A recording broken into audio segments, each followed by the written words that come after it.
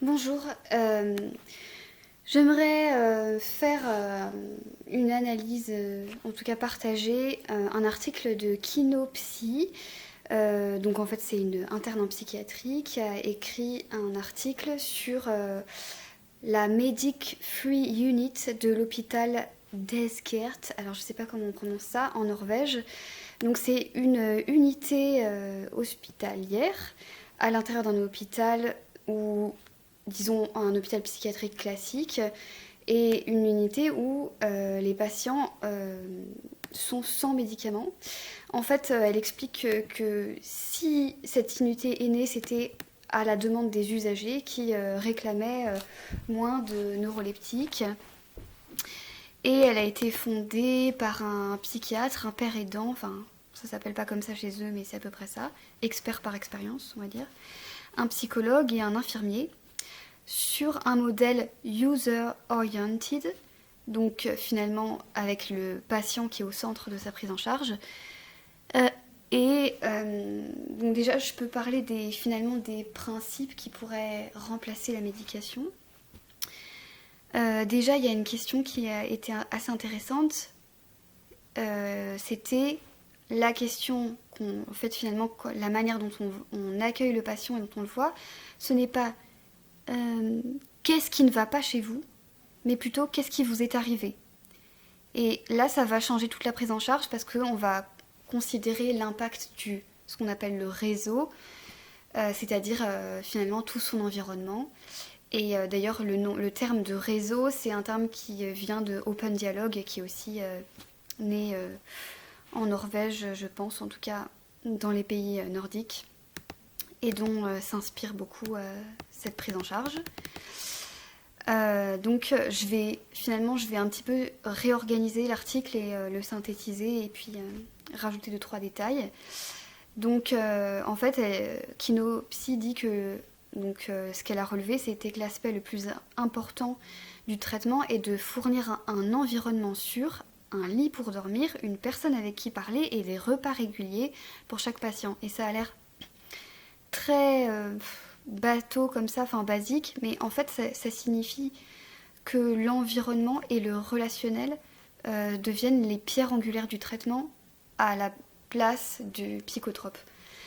Et après, en fait, ils peuvent aussi accepter de donner des médicaments à ceux qui le réclament, mais il faut que ce soit une demande du patient. Et en fait, ils vont aussi s'appuyer sur tout un tas de choses. Donc déjà, il y a différentes activités. Donc par exemple, l'art-thérapie, les activités physiques qui peuvent être des activités de force ou d'endurance, des randonnées, à l'intérieur de l'hôpital, mais aussi du coup à l'extérieur, en groupe ou en individuel. Et puis les patients les soignants vont faire avec les patients, ce qui veut dire que ça met aussi, il y a beaucoup moins de frontières entre soignants et soignés. On fait les choses ensemble. Après, elle parle en fait, quelque part, ça fait aussi partie du soin, d'une atmosphère qui est calme, mais pas d'inertie. Et évidemment, c'est important de dire ça parce que ceux qui ont vécu les hospitalisations savent que souvent c'est quand même assez calme, les unités même sous contrainte, mais les gens sont calmes parce qu'ils sont complètement shootés. Et puis l'inertie, en fait, c'est cette idée de passer 2 mois à errer dans un couloir. Donc là, justement, on va mettre les gens en mouvement et ça va faire partie du soin. Après, les patients et les soignants mangent ensemble et il y a ce principe de traiter l'autre comme on aimerait être traité, ce qui est un excellent principe. Après, l'équipe, il y a aussi des moyens humains, c'est-à-dire qu'elle se compose de 24 personnes.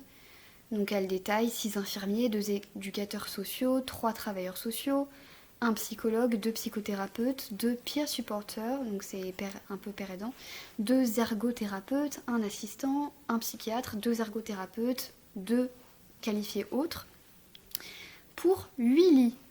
Mais après, ils expliquent aussi qu'ils vont beaucoup faire des rendez-vous en extérieur, etc. Donc ils ne s'occupent pas seulement des patients dans l'unité. Ce qui est aussi intéressant, ça veut dire qu'ils peuvent s'occuper de patients à l'extérieur, mais aussi suivre un peu les patients quand ils sortent de l'hôpital. Et après, finalement, on se dit, bon, c'est relativement classique, mais c'est vrai que quand on est en hôpital fermé, c'est finalement très très rare Moi, j'ai jamais vu d'ergothérapeute ou autre. Voilà, c'est vraiment, ils ont quand même des moyens assez riches. Après, ils sont aussi beaucoup inspirés de thérapie systémique et familiale. Ils mettent le récit de vie du patient au centre et pas son diagnostic.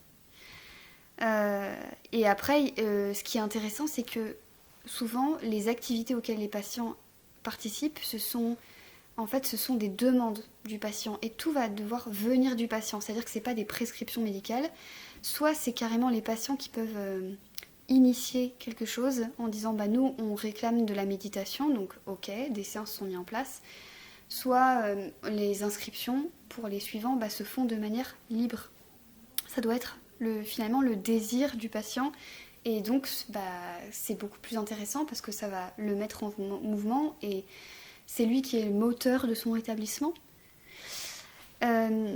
Après, il n'y a pas de règles, mais souvent les hospitalisations, elles durent à peu près 2 semaines et sont répétées 4 fois par an. Donc je trouve ça quand même beaucoup, mais en même temps, faut dire que c'est dans le but d'arrêter sa médication. Donc c'est certainement une espèce vue comme une passerelle de transition où les patients ont besoin de soutien et d'un suivi assez rapproché.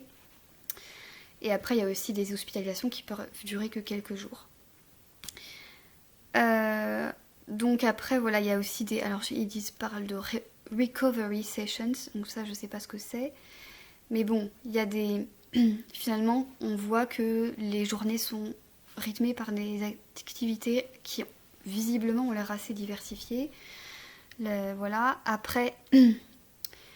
Ah oui, il y avait un truc qui est assez interpellant quand même, c'est que le dossier médical est... Déjà, c'est vu comme un moyen d'expression par l'équipe. Et donc, finalement, ça va pas être forcément des catégories de diagnostic figées avec des mots techniques. Là, au contraire, on va donner de la vie et ce sera un support aussi à la fois de médiation par rapport au patient, mais un vrai support à la prise en charge. Et le patient va être aussi appelé à écrire, enfin en tout cas à partager ses observations qui vont être rapportées dans le dossier médical. Donc, et il va rédiger aussi une partie du dossier médical. Ce qui est quand même très intéressant, c'est comme un espèce de journal de bord de son rétablissement, au lieu de devenir quelque chose de surplombant.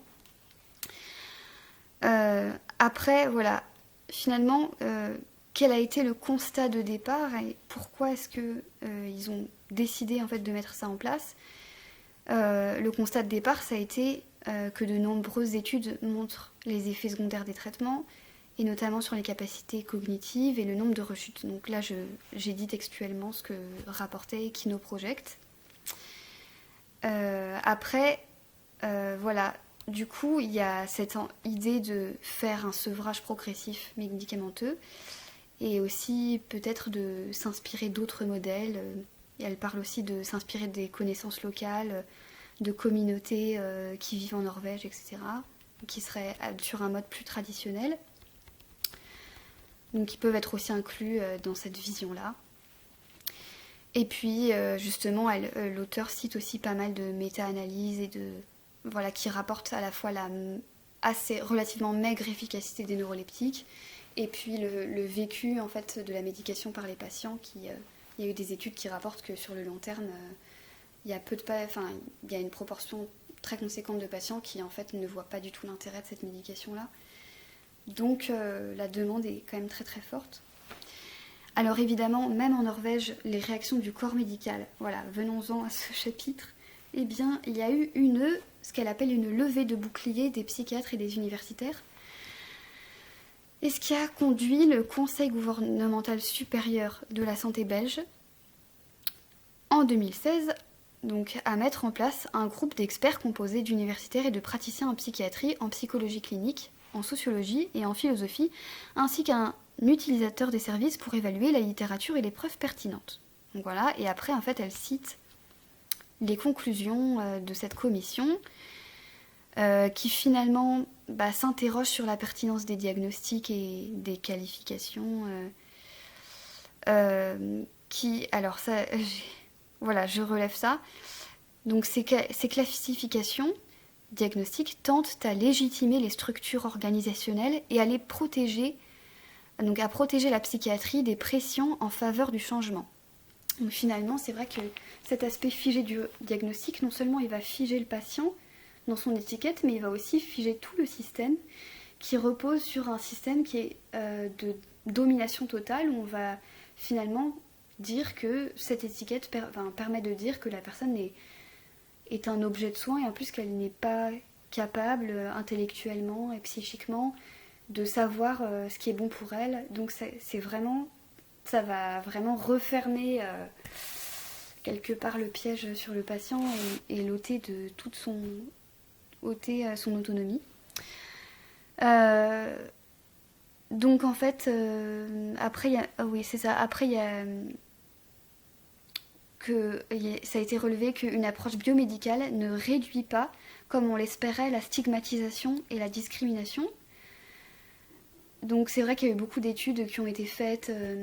Je pense que j'en avais déjà parlé. Il y a aussi Nicolas Rintaud, qui est un psychiatre français, qui avait fait des études qui montraient que finalement, justement, le diagnostic, évidemment, aggravait la stigmatisation. Il y a des études qui ont montré que finalement, les spots qui ont été faits pour soi-disant déstigmatiser, au contraire, aggravaient la stigmatisation, même si elles pouvaient amener à plus d'empathie. Finalement, ça aggravait ce qui était l'exclusion sociale et professionnelle. Parce que justement, quelque part, si c'est génétique, etc., voilà, c'est comme si ces personnes étaient vraiment des personnes à part et à exclure et incapables, etc. Et donc, en fait, ils préconisent que la classification peut toujours se produire, mais sur la base d'un petit nombre de syndromes généraux, par exemple le syndrome psychotique ou le syndrome de dépression. Et donc, finalement, selon eux, ça permettrait justement de ne pas mettre à l'égard un sous-groupe. Par exemple, la schizophrénie est particulièrement c'est particulièrement stigmatisant, etc. De toute manière, il n'y a jamais de choses parfaites, et c'est clair que être fou, être folle, ça va rester une insulte pour la fin des temps, et il faut vivre avec. Mais du coup, alors, elle cite ça, et elle cite évidemment aussi les résultats de cette expérience. Donc, les quelques chiffres pour des premiers résultats. Donc, elle dit que sur 49 patients admis, durant les 2 premières années de vie de l'unité, 47 avaient un trouble bipolaire ou une schizophrénie, 50-50. Donc, on voit qu'en tout cas, l'écrasante majorité des personnes étaient avec un trouble bipolaire ou une schizophrénie, en tout cas avec ces diagnostics. Et après, 26 n'utilisent plus à ce jour de neuroleptiques, alors qu'ils seraient recommandés par le DSM, et 11 ont pu diminuer la dose de traitement, donc 26 plus 11, ça fait 37 sur 49 patients. Donc ça veut dire qu'il y en a quand même quelques-uns qui n'ont pas réussi à diminuer leur dose. Mais c'est quand même super encourageant comparé aux chiffres en fait, en général qu'on voit par rapport au rétablissement sans psychotrope. La moitié des patients ont été admis plus d'une fois en hospitalisation. Ce qui veut aussi dire que l'autre moitié n'a pas été réhospitalisée, et donc ça veut dire durant les 2 premières années. Donc c'est quand même pas si mal. Il semble qu'en parallèle se déploie... Ah oui, j'ai mis des citations et j'ai oublié de faire une petite transition. Donc en fait, oui, l'effet, en fait, quand on baisse la médication, eh bien c'est aussi ce qu'elle appelle un accès graduel accru aux émotions et aux pensées, et pour certains à d'autres symptômes. Donc en fait, c'est quand même... on voit quand même que quand on baisse la médication, on se reprend en pleine figure tout ce qui avait été mis sous chape, sous cloche, et donc finalement ça justifie l'intérêt de cette structure pour accompagner les patients dans cette période compliquée. Et ils sont quand même obligés de se fournir aux Pays-Bas pour avoir des micro-doses de neuroleptiques, parce que en fait, les doses évidemment plus petites pour pouvoir arrêter progressivement le traitement ne sont pas du tout prévues. Voilà. Et après, parmi les résultats, on note aussi qu'il y a une haute satisfaction quand même des patients qui sont dans la structure. Donc voilà. Après, il y a des limites. Déjà, il y a des critères d'admission qui sont quand même assez serrés, évidemment, vu qu'il y a 8 lits en plus. Donc tout d'abord, ils exigent l'absence de coercition, ce qui veut dire que ces patients ne peuvent venir que s'ils en font la demande et ils ne doivent pas être sous contrainte.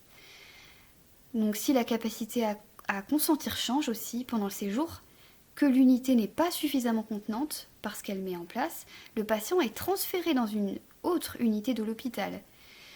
Donc voilà, ça veut quand même dire que y a exclusion et puis même on peut être une fois on a été admis, on peut être changé de place.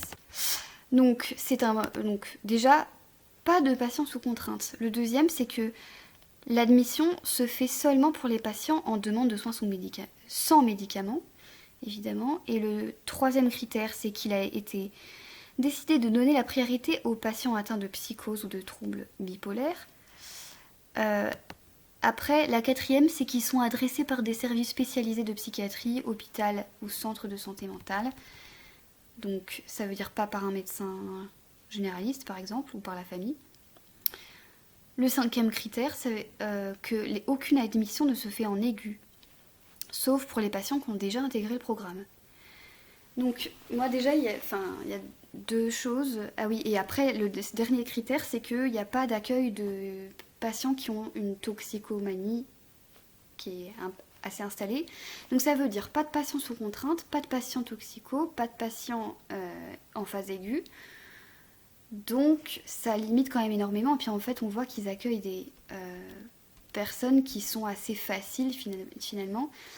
Et puis la réduction progressive des médicaments psychotropes doit se faire en principe avant l'admission, même si là il y a plus de tolérance. Donc c'est des patients qui sont déjà dans une logique d'avoir réduit leur traitement et qui n'ont pas rechuté jusque-là. Après, donc ça veut dire que les patients les plus compliqués ne sont pas admis. Alors après, aussi, eux, ils justifient ça en disant ce type d'approche ne peut pas être contraint, ça doit être un vrai choix. Donc, c'est tout simplement pour ça qu'on n'accueille pas des patients qui sont contraints ou qui ne peuvent pas donner leur consentement.